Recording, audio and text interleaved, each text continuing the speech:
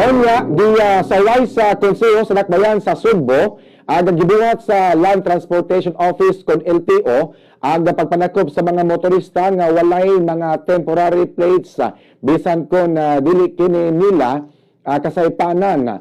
Nahitabo ang pagpanakop niadtong Bernes, Agosto 30, tuig 2024 dihang nag-ambahan mga motorista pag-adto sa Robinson sa Galleria aron na pagkuha sa laga temporary plates sa LTO o giparking ang ilang mga motor sa gawas gabahin sa maong nga mall.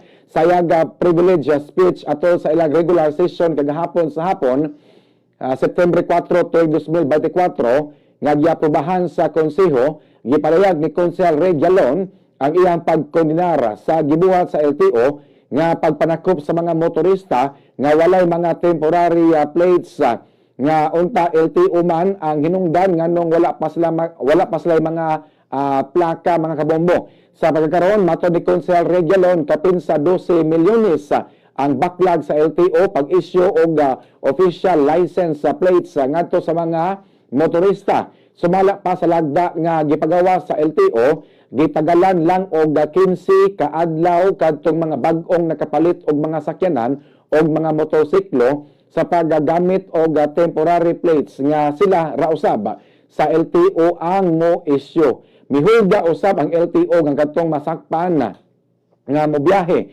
sa ilang mga sakyanan o motorsiklo nga walay temporary license plate dakpon, pamultahon o pasakaan o kaso. Ilabi na gayod kadtong masakpan nga mogamit o improvise o minaomao nga mga plaka sa sakyanan. Mato niya walay moral o walay legal authority ang LTO sa pagpanakop sa mga motorista sa kasaypanan nga sila ra usab ang mabasol tungod sa kalangay sa pag-issue og official license plates sa mga kabumbo.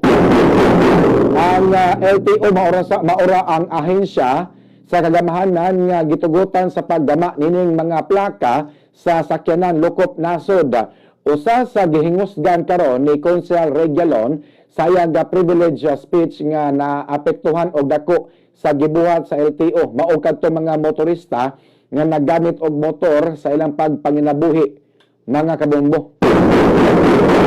Labi na kato mga habal-habal driver, kato mga Maxim, Move It ug angkas, mga kabombo, no? Karon giallow nila ang temporary license plates mo pa-issue pa man sila og use and improvise plate. Ang binuang bayad ka sa LTO og 60 na ay UR, official receipt. Pero pwede ko no way UR 40. Pila ka buok ang naay motor, pila ka buok ang nagabalhabal in town. Matod pa ni Konsehal Ray Jalon. Gilasig usab ni Konsehal Jalon si Konsehal Joy Agustos Yang nga panguluhan ang pagsangat o kaso sa mga opisyal sa LTO ngadto sa ombudsman tungod sa abuse of authority o incompetence isip usa ka abogado. So na iya nahitabo ron mga kabombo sa dinakpanay ngatong Agosto 30 adlaw nga Bernes daghan kayo ang ngadto sa LTO diya sa Robinson's Galleria, ilang motor giparking sa gawa sa mall naagian sa LTO o gihapangharos yun gipangdakop mga ka bombo kay wa pay kani aga authorized nga plaka ang gipapilit sa ilang luyo nga bahin sa ilang motor, mga kabombo.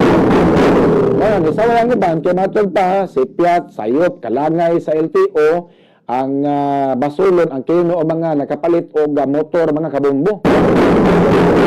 Dili manasa sa mga nakapalit og motor nga wapas lang mga plaka. Dili manasala sa mga nakapalit og motor nga wala pa sila plaka. Gumikan kay centralized man ang pag-imprintas plaka. Gumikan kay centralized mo na nga dugay kayo na printa ang mga plaka, mga kabombo. Mayo siguro nga regionalize na lang ang pagprinta sa plaka para dali ra maprinta para ma-distribute dayon ngadto sa mga namaligya og motor para po ang kato mga namaligya og motor makahatag dayon sa lang mga customer inigakuha na sa plaka sa lang motor, mga kabombo. Mao na kabati basta centralized kay langay kayo, mga kabombo. Ang kalangay sa pagprinta sa plaka sa LTO gipasa pa noon ang ilahang sipyat dito karon sa mga nakapalit og motor anya di biya na lalim madakpan ka nga nigamit kag plaka nga dili pa otorisado, multa ka 5,000 pesos ang multa niya na mga kabombo.